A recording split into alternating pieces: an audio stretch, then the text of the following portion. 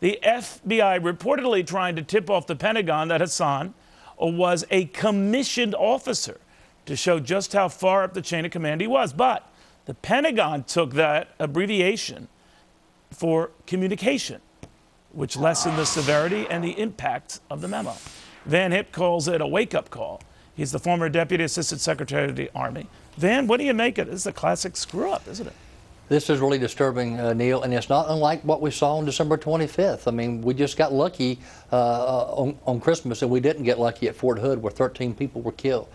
18 emails to a known nutcase cleric from Yemen. I mean, as soon as you see one email going to a guy like that, you take away anybody in the U.S. Army security clearance, and then you start asking the question, why is he even in the U.S. Army? All right, but there's a lot of this type of stuff that had been going on, both in his case, and we later find out about the Nigerian bomber's case. I thought a protocol was put in place to prevent this sort of errant communication or zero communication, but we're right back to almost pre-2001 events here. We sure are, Neil, and we need to get real and realize that we're in a war for our survival right now. And it's not a war against a common criminal, but it's against an armed enemy combatant. And I tell you, like the old saying goes, the more things change, the more they stay the same. I'm reminded of after World War II, and the Congress passed something called the National Security Act of 1947 to create the CIA, to connect the dots because of the intelligence failures. Agencies weren't talking to one another. We missed the Pearl Harbor attack. And in 2001, what did we do? We created the National Counterterrorism Center, which, by the way, you know what happened there? They got good intel on the Christmas bomber and didn't act on it.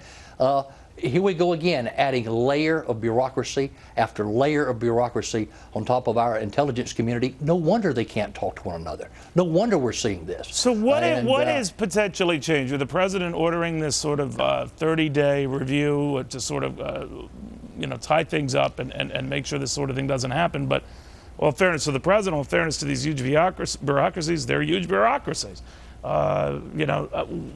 You have warned that this kind of thing could and will happen again, huh? Absolutely, Neil. Let me tell you, we got to quit playing defense. It's time for the United States to go on the offense once again in the war on terror.